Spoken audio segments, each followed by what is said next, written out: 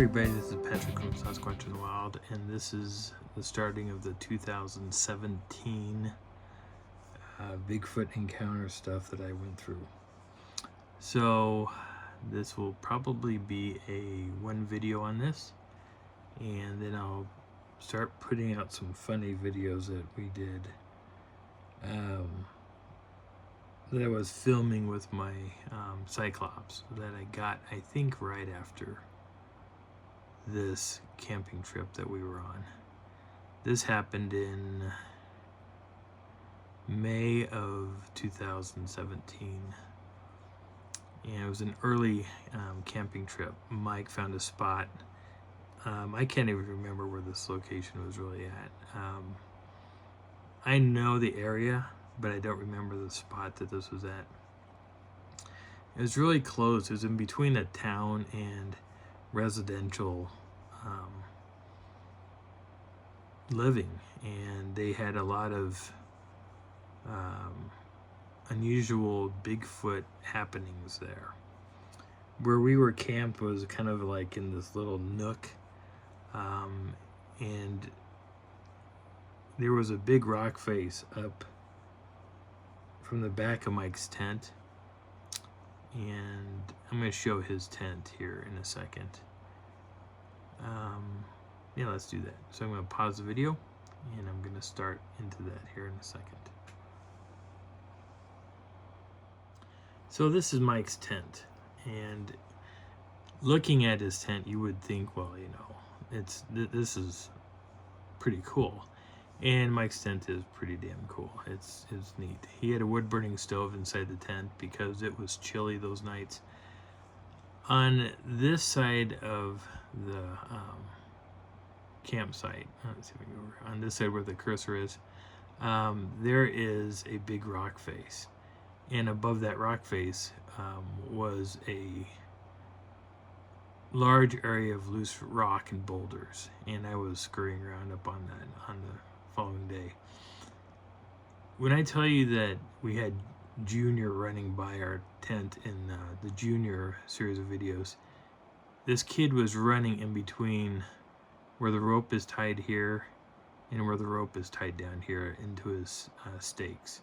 So there's not a whole lot of space for a kid to be running from one spot to the other, to go around, back, turn around, and run all the way around. And he was doing this during those videos. Or during that one video that I was talking about. But Mike doesn't have any form of bottom to his tents. He prefers not to have that. So you can see like this dark line underneath here and the earth going underneath. Yeah, that's what you get. You have earth underneath.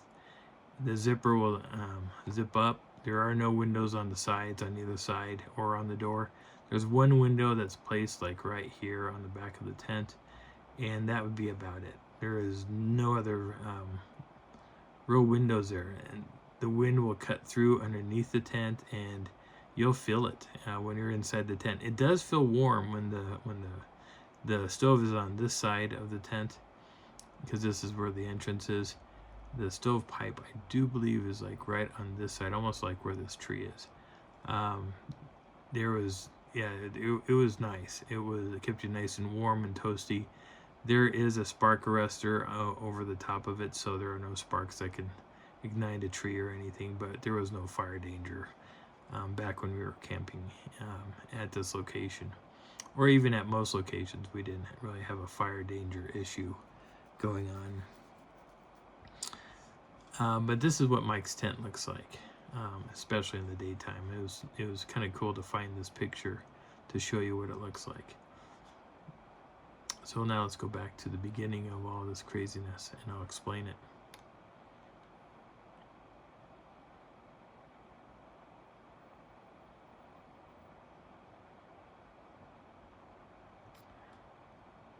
So my story will begin at this spot. Where this road is, there's a river over here, and just behind where I'm filming and facing is our campsite. When we arrived, there was really nothing going on. It didn't feel like there was anything there, but we were surrounded by forest. and it was pretty intriguing. I had eventually pulled out my camera and started taking pictures of the area and what I was seeing. Now, the folder, I called this Bigfoot's home, and what is really kind of funny about this is that there are two caves across from where we're at, up on this hillside, that both had a broken tree in front of it. And when I found the first one, I thought, wow, that's pretty cool. But then when I found the second one, which was about 100 to maybe 150 feet away from it, showing the same height of a broken stick or a broken tree, it blew my mind, because it tells me that maybe there's something living in both caves. This is a cave that I saw one morning when I was looking at stuff. I was looking for caves. I was looking for some type of entrance to get into the earth. And this little area here kind of made me feel like I may have found something like that. Not all caves necessarily are going to be huge, and this one was kind of short.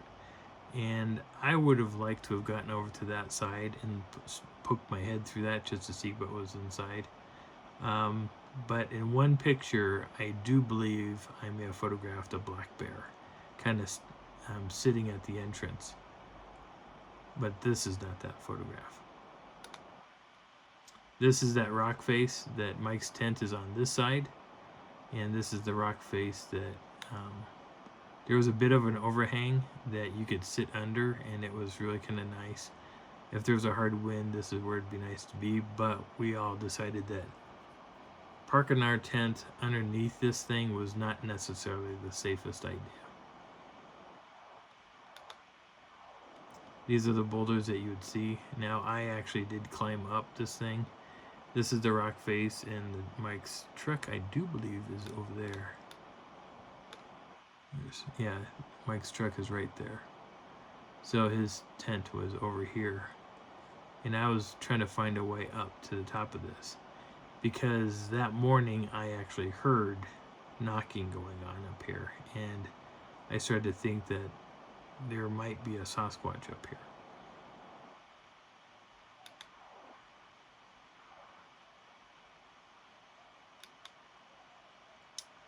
When I was hiking around, I was pretty sure I found what looked like a handprint, and this is what the handprint looks like. There's a bit of looks like a thumb and some stubby little fingers here. I counted 5 digits in a thumb, or 4 digits in a thumb.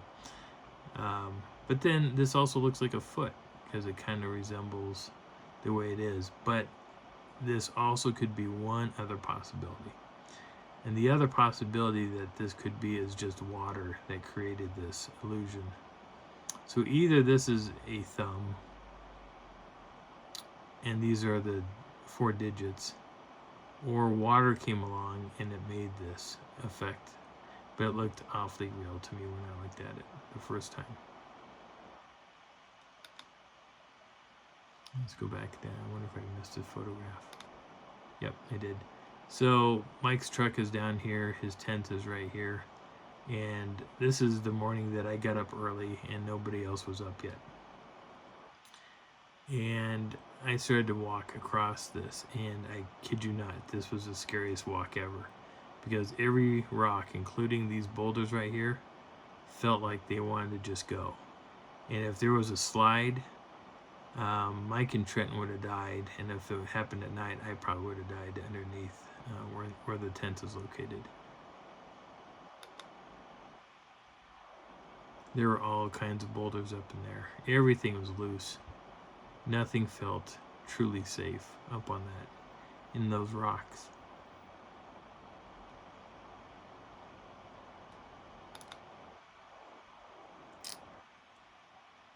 So this is one of the areas I was kind of looking at from across the way. I had to get positioned right so I wasn't going to slide. And a lot of those rocks running across that to try to find some good photographs were iffy at best. And this is one of those iffy moments. But I had looked across and I was looking for what would be other caves, maybe something moving around in the morning, climbing up the rocks or something.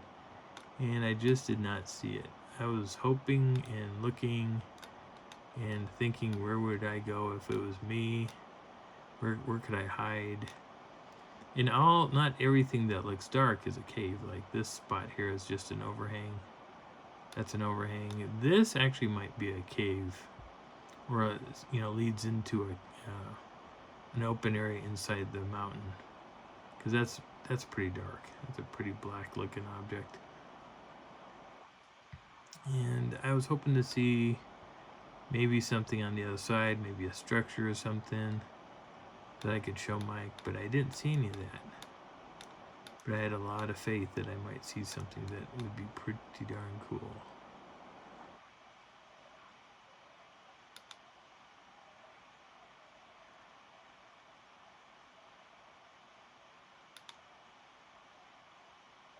I looked up on top of the mountains where the trees were, hoping to see a structure or something.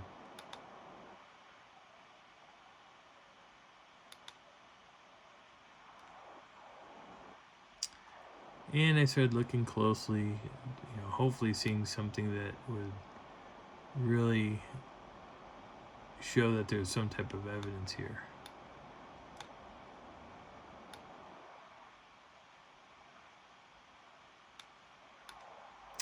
Well, there's pareidolia. I didn't even see this before.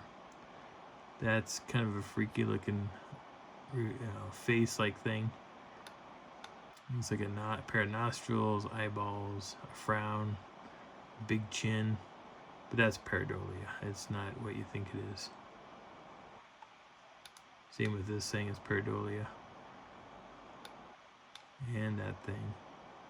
That's funny, there's a lot of that in here. Even this rock has it to it. Like big ol' eyeballs, pointed nose, a mouth, maybe a tooth. This is the chin. It's all pareidolia.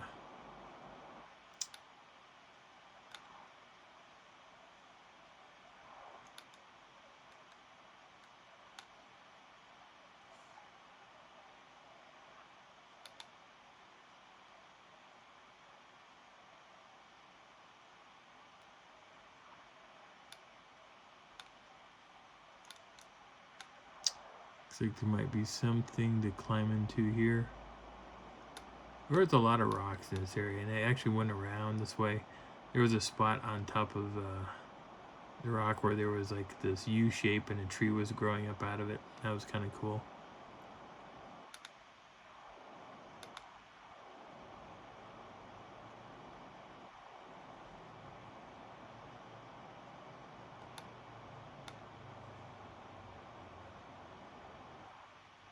Some of my pictures are really pretty clear, and some of the pictures not so much. This is walking across the rocks. This rock came loose and actually rolled to that spot. That's Mike's tent where we were staying. That's Mike's truck where he had parked it. The road whips around. There's a big curve right here. What's really kind of funny that we did during the night, we were out wandering around at night, and the locals were, I guess, getting off work and going to the bars or driving down to the bars, and they were coming back up. And so we decided to kind of scare the living hell out of these people. And it was probably a stupid idea to do, but we did it. And we stood there quietly along this curve. Like one of us was here, one was here, one was here. And as they came around, they saw like Mike, then they saw Trenton, then they saw me, and they almost drove off into the ditch, backed up and drove all the way around as fast as they could go. I was expecting we were going to get law enforcement to come out and give us the rundown on why we shouldn't be doing that. But it was funny at the time, and nobody got hurt. No one got injured. We only did that to about 3 or 4 groups of people, and then we quit. We walked back into our camp spot. Come morning, people would drive by real slow to see who was there, and we were just hanging out, relaxing. But there was one of the days that we were out, Trenton was alone, and he was hanging out in my hammock, and I don't remember where I put my hammock, but he was just sitting there, and Mike and I were down the road looking at stuff, and Trenton heard, I do believe he heard a whoop or a couple of whoops, and he responded and he got something back, like he got another whoop. In the meantime, Mike and I are down the road, and we were wondering if he could hear us. And so Mike would do a vocal, and Trenton said something back to us. And so we went hiking back up to the campsite, and we said, what are you saying? And he said, well, I heard a whoop. And I said, are you serious? And he goes, yeah. And so Mike was excited, I was excited. Trent was kind of caught off guard by that, and he said, yeah, it started happening right when we left. The vocalization started happening to Trenton, and when we came back, it quit. So clearly there was something out there that seemed to like Trenton a lot. To this day, we don't know what was whooping at him, if it was a local or if it was maybe a female Sasquatch.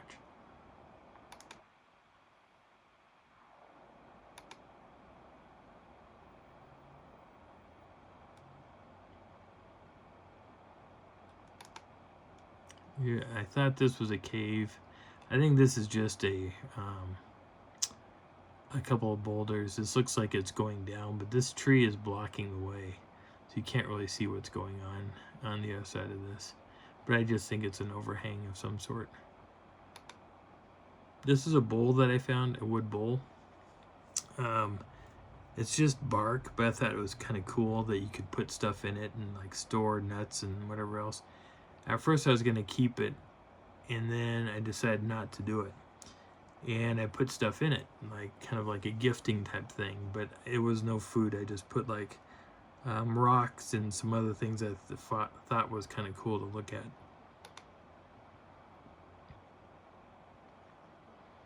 This is all what it looks like. Now I would probably 3D scan that and put that onto my 3D printer and print that up and see what else I could do that's organic on the 3D printer.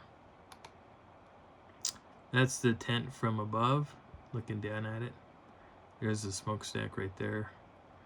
Fire pit was there. There was another fire ring that was over here. We didn't touch that one. We just stayed on this one.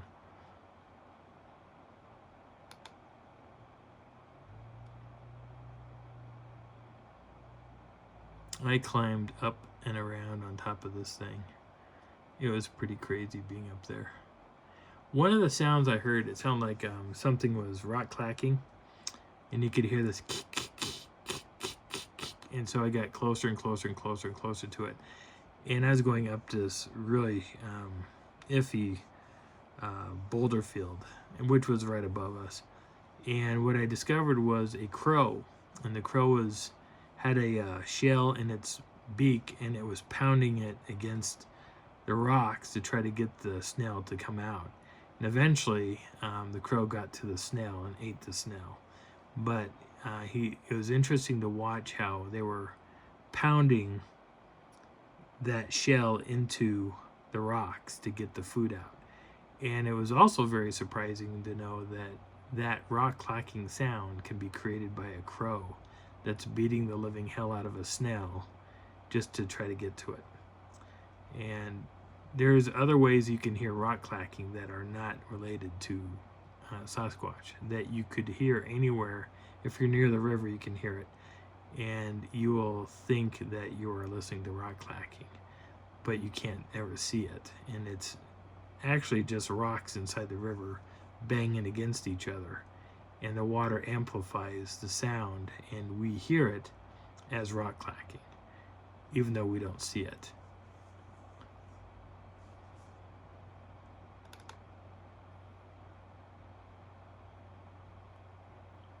If I were to climb off this, the edge of this thing was like right here.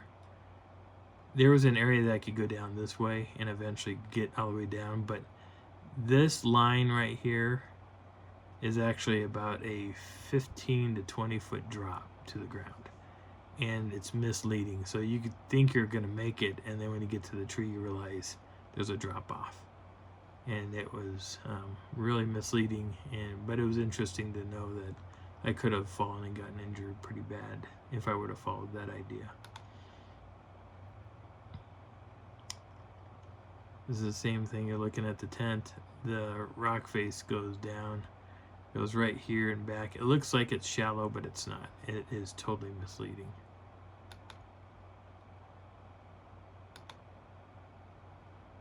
Now I started to pay attention to the rocks across the road, the big Rocky Mountains across from us.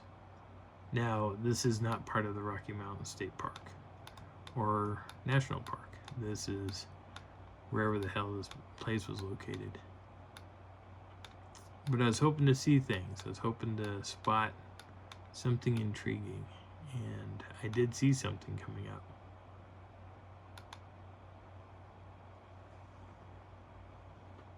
Okay, so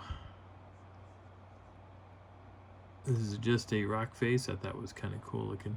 I was taking some random photographs of some stuff.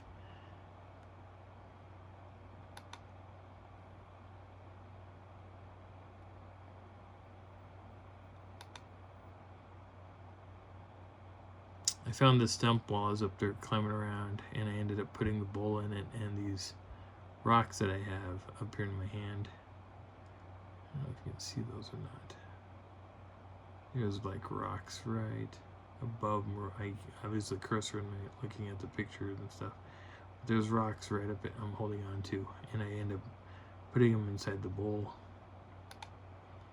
First I did that, and I thought, nah, I was debating on keeping that bowl. Again, that's looking down at the campsite from where we were. And then I ended up putting the bowl there.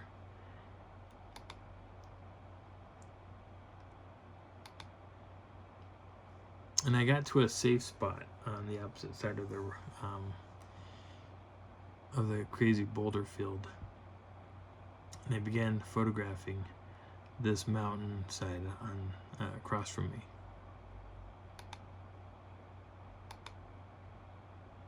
So the sound that I heard, the rock clacking, happened up here.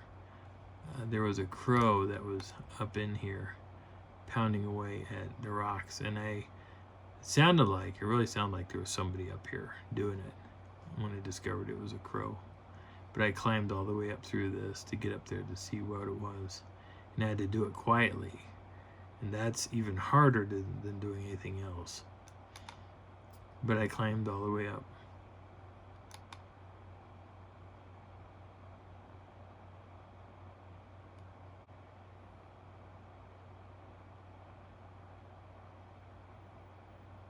This is going all the way across to the rocks to see what's on the other side.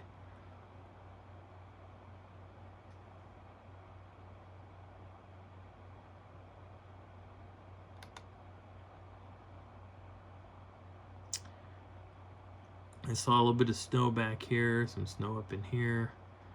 I was like, oh, there is snow up here. I didn't think there was any snow up there, and I was beginning to see it. So when I looked across, this is the first cave that I came across that I noticed something odd. I saw the cave, and I thought, well, that's intriguing.